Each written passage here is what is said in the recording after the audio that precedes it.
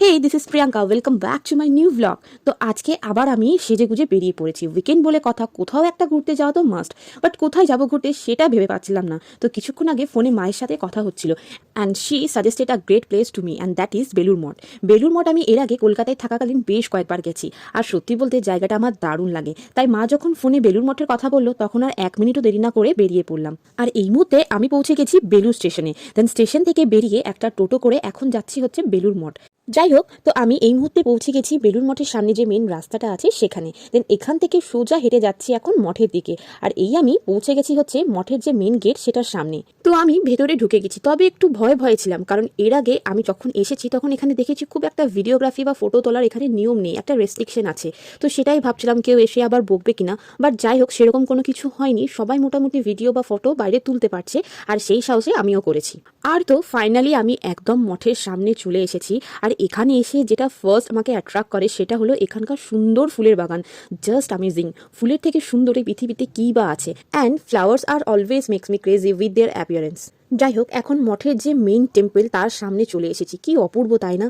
আমার ভীষণ ভালো লাগে এই জায়গাটায় আসতে। এই জায়গাটার মধ্যে একটা অন্যরকম ভাইবস আছে, যেটা প্রচণ্ড আমার পজিটিভ ফিল দেয়। যেন একটা আধ্যাত্মিক কানেকশন আছে এই জায়গাটার সাথে। লাইফের এত problem, up and down, depression, but এইসব জায়গায় এলে সব কিছু ভুলে গিয়ে মনের মধ্যে একটা শান্তি আসে, যেটা আমার পার্সোনালি খুবই ভালো লাগে। তো চারিপাশটা ভীষণ সুন্দর। আর এই যে সামনের বড় গাছটা দেখতে পাচ্ছেন, এই গাছটার মধ্যে প্রচুর পাখি, যেটা সম্ভবত আওয়াজ শুনেই বোঝা যাচ্ছে। তো যাই হোক, এখন আমি চলে যাচ্ছি হচ্ছে গঙ্গার পাড়ে, কারণ বেলুর মঠে গিয়ে গঙ্গার পাড়ে এসে বসবো না, এটা তো হতেই পারে না।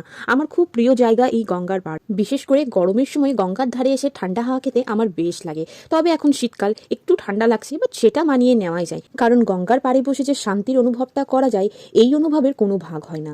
যাই হোক, এখন আমি জুতো রাখতে চলে এসেছি, কারণ সন্ধে হয়ে গেছে আর এখন আরতির সময়, যেটার জন্য আজ আমার স্পেশালি বেলুর মঠ আসা।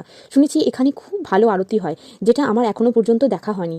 তাই এখন মঠের একদম ভেতরে চললাম, আর যথারীতি ভেতরে আরতি দর্শন করার জন্য বসার ব্যবস্থা আছে। আর হ্যাঁ, ভেতরে কোনো রকম মোবাইল ইউজে অ্যালোয়েন্স নেই, আর আমারও খুব একটা পছন্দ নয় কোনো মন্দির বা কোনো আধ্যাত্মিক জায়গায় গিয়ে ভেতরে ভিডিও করা, তাই মোবাইলটা বন্ধ করেই চললাম।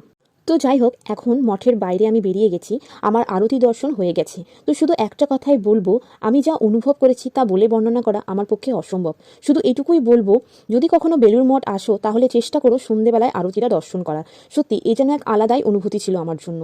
আমি যদি আবারও কখনো বেলুর মঠ আসি, এই সন্ধ্যের সময় আরতিটা আমি মিস করবো না। তো আজকের মতো আমার বেলুর মঠ ঘোরা কমপ্লিট। আর বেলুর মঠের বাইরে অনেক চাট আর ভেলপুরি দোকান আছে। তো আমি আমার ফেভারিট পাপড়ি চাট নিয়ে নিয়েছিলাম। So if you guys come here, then definitely try once from here. ভালো হয় খেতে। তো ভিডিওটা আজ এখানেই শেষ করছি, আর ভালো লাগলে অবশ্যই একটা লাইক করে দিও। Bye bye and thank you so much.